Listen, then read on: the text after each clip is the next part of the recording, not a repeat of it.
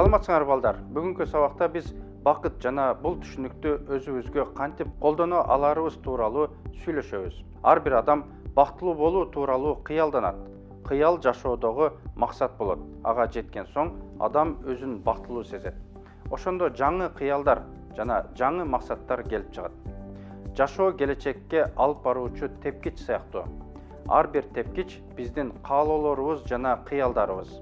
Чыныгы бакытка өзүнүн ички дүйнөсүн уюштуруу, максат кое билүү, планды куруу жана аларды ишке ашыра билүү. Кыялдануу жана аларды жүзөгө ашыруу аркылуу жетишилет.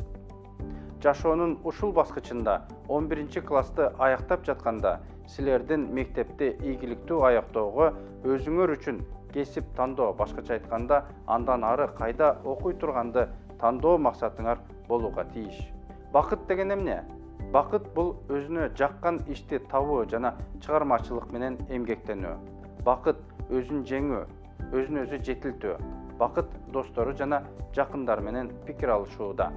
Бакыт кызыктуу жашоо үчүн бардык зарыл нерселерге ээ болуу. Бакыт эртеңки күн тууралуу ойлонбостон бүгүн жашоо.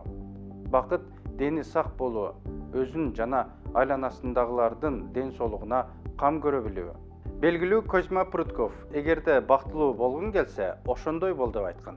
Сүйлөмдүн мааниси: эгерде адам өзүн бактысыз сезсе, анда буга ал өзү гана күнөөлүү. Ал өзүнүн абалын өзгөртүү жана өзү каалагандай жашоодо жашаш үчүн эрктүү болууга, өжөрлүгүн, чечкиндүүлүгүн көрсөтүүгө тийиш. Бактылуу болуу үчүн албетте кандай болсоң ошондой калууга болот.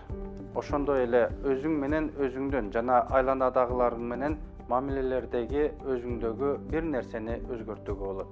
Мен силерде бардыгы жайында болот деп ойлоймун.